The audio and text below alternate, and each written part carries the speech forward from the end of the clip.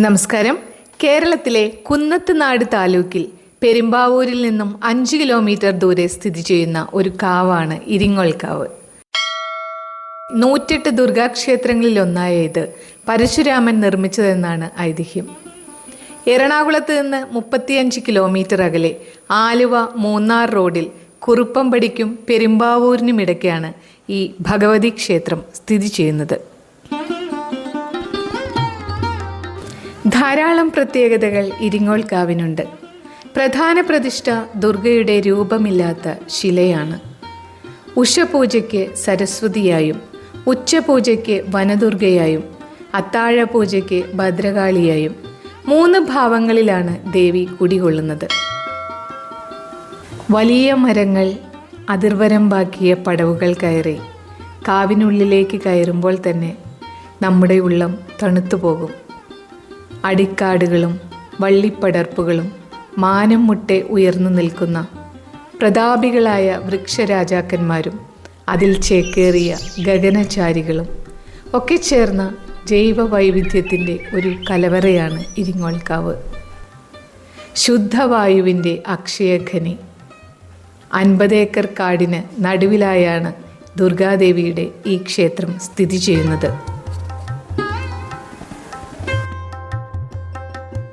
ചെറിയ പാതയിൽ കൂടി കുറച്ചുള്ളിലേക്ക് പോകുമ്പോൾ പലതരം പ്രാണികളും വൻമരങ്ങളുടെ പൊത്തിൽ നിന്നും തലനീട്ടിയ പക്ഷികളും അതിക്രമിച്ചു കടന്നവരെ കൗതുകത്തോടെ നോക്കാൻ തുടങ്ങും. നിറമുള്ള ചിറക് വിടർത്തി ചിത്രശലഭങ്ങൾ പറന്നുയരും.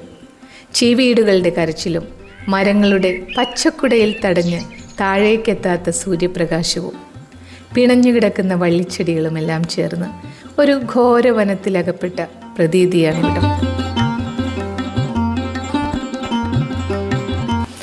ഏഴിലം പാലയും കൂവളവും കരിമ്പനയും തേക്കും ആഞ്ഞിലിയും വെള്ളപ്പൈനും തമ്പകവും തുടങ്ങി ആകാശത്തേക്ക് കൈയുയർത്തി നിൽക്കുന്ന പടുകൂറ്റൻ മരങ്ങളുണ്ട് ഇവിടെ.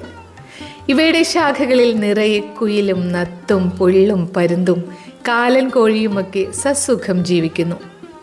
മരങ്ങളുടെ ബൃഹത്തായ വേരുപടലങ്ങൾ ഒരുക്കുന്ന കവചം കാവിനെ എപ്പോഴും ജലസ്പർശമുള്ളതാക്കി മാറ്റുന്നു. കാട്ടുകുരുമുളകും തിപ്പലിയും നിറഞ്ഞ ഒരു ഔഷധവനം കൂടിയാണിവിടം. ഷഡ്പദങ്ങളും ചിലന്തികളും സസ്തനികളും ഉരകങ്ങളും വൻമരങ്ങളിൽ ചേക്കേറിയ പക്ഷികളുമൊക്കെയായി കാവ് നിറഞ്ഞു നിൽക്കുന്നു. സംസ്ഥാന ജൈവ വൈവിധ്യ ബോർഡ് അംഗീകരിച്ച ബയോഡൈവേഴ്സിറ്റി ഹെറിറ്റേജ് മേഖല കൂടിയാണിത്. തൃണബിന്ദു മഹർഷിയും ഹനുമാനും ചേർന്നുള്ള ഒരൈതിഹ്യം ഈ കാവിനുണ്ട്. തപസ്സിന് ഭംഗം വരുത്തിയ ഹനുമാനെ മഹർഷി നിനക്ക് നിന്റെ ശക്തിയെക്കുറിച്ച് മറവിയുണ്ടാകട്ടെ എന്ന് കോപിഷ്ഠനായി ശപിച്ചു. വാർത്തയറിഞ്ഞ പിതാവായ വായുദേവൻ പുത്രനെ അന്വേഷിച്ച് എല്ലാ മരങ്ങളുടെയും ചുവട് ഇളക്കി നോക്കിയെന്നും എല്ലാം മറന്ന അവസ്ഥയിൽ ഹനുമാനിരുന്ന ഇലവ് മരം അനങ്ങാതെ നിന്നുവെന്നുമൊക്കെ കഥകൾ. വലിയ ഇലവ് മരവും ഇവിടെ ആരാധനാമൂർത്തിയാണ്. വായുദേവൻ്റെ അപേക്ഷ പ്രകാരം ഹനുമാന് മാപ്പ് നൽകി മഹർഷി ഇങ്ങനെ പറഞ്ഞുവത്രേ: ഈ വനത്തിൽ അഹങ്കാരത്തോടെ ആരും വർത്തിക്കരുത്. വായുദേവൻ പോലും മൃദുവായി വീശണം. ഈ പുണ്യഭൂമിയിൽ വിഷജന്തുക്കൾ ഭക്തരെ ഉപദ്രവിക്കില്ല. വൻവൃക്ഷങ്ങൾ ആരും വെട്ടി നശിപ്പിക്കില്ല. ദുഷ്ടമൃഗാദികൾ ഇവിടെ ഉണ്ടാവുകയുമില്ല.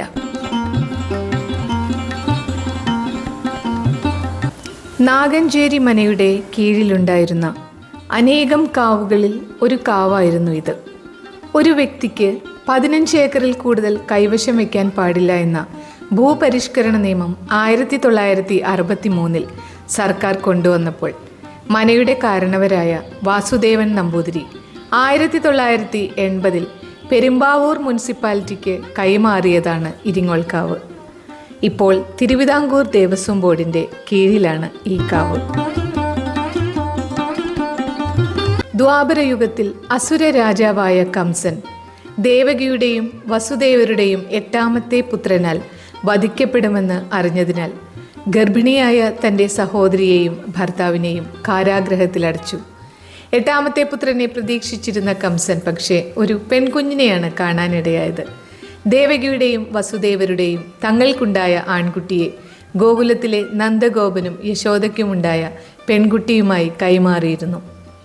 എന്നിട്ടും കംസൻ ആ കുഞ്ഞിനെ കൊല്ലാൻ ശ്രമിച്ചപ്പോൾ ആ കുഞ്ഞ് കംസന്റെ കയ്യിൽ നിന്ന് തെന്നിമാറി ആകാശത്തിലേക്ക് ഉയർന്നു. ഒരു നക്ഷത്രം പോലെ തിളങ്ങി.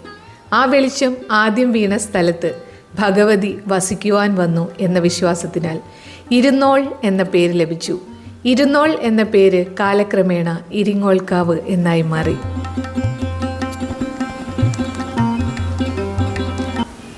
ഇവിടുത്തെ ദേവീ വിഗ്രഹം സ്വയംഭൂവാണെന്ന് കരുതപ്പെടുന്നു. നെയ് പായസവും ശർക്കര പായസവും ഗോതമ്പ് കൊണ്ട് തയ്യാറാക്കിയ പ്രത്യേകതരം പായസമായ ചതുസ്തം എന്നിവയാണ് പ്രധാന വഴിപാടുകൾ.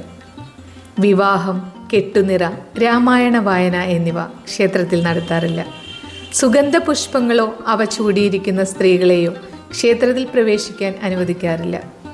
കാവിന് ചുറ്റുമുള്ള വൃക്ഷങ്ങളിൽ ദൈവാംശമുള്ളതായി വിശ്വസിക്കപ്പെടുന്നു. അതിനാൽ ഇവിടെയുള്ള മരങ്ങൾ ഒരു കാരണവശാലും മുറിക്കാറില്ല. താഴെ വീണ് കിടക്കുന്ന മരത്തടി പോലും മറ്റൊരാവശ്യത്തിനായി ഉപയോഗിക്കാറുമില്ല.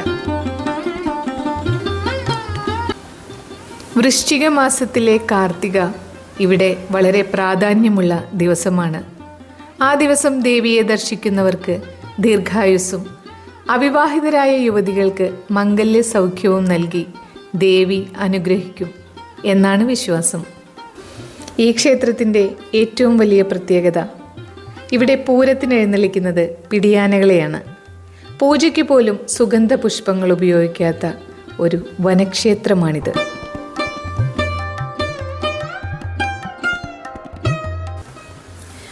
ഇരമ്പുന്ന നഗരത്തിന് നടുവിൽ തിരക്കേതുമില്ലാതെ ഒരു ശാന്തിവനം. കാവിലൂടെ ക്ഷേത്രത്തിലേക്ക് 3 പ്രധാന വഴികളും ചെറിയ നടപ്പാതകളുമുണ്ട്. ഗർഭഗൃഹത്തിലും ചുറ്റമ്പലത്തിലുമെല്ലാം പഴയ കാലത്തിൻ്റെ അരുണനങ്ങൾ. ദേവിയുടെ അനുഗ്രഹത്തിനായി എത്തിയ ദേവഗണങ്ങൾ പിന്നീട് വൃക്ഷങ്ങളും വള്ളിച്ചെടികളുമായി പരിണമിച്ചു എന്ന് ഒരു ഐതിഹ്യമുണ്ട്.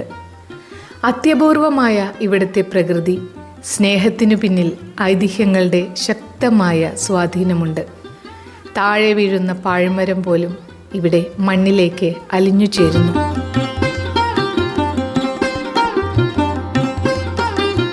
കോൺക്രീറ്റിൻ്റെ ചെറിയ ചതുരങ്ങളിൽ ജീവിച്ചു വളരുന്ന ഇപ്പോഴത്തെ തലമുറയ്ക്ക് കടുംപച്ചയുടെ ധാരാളിത്തത്തിൽ അന്യം നിന്നു പോയേക്കാവുന്ന ജീവജാലങ്ങളും സസ്യവൈവിധ്യങ്ങളും നിറഞ്ഞ ഇവിടം തികച്ചുമൊരു അത്ഭുത ലോകമാണ്.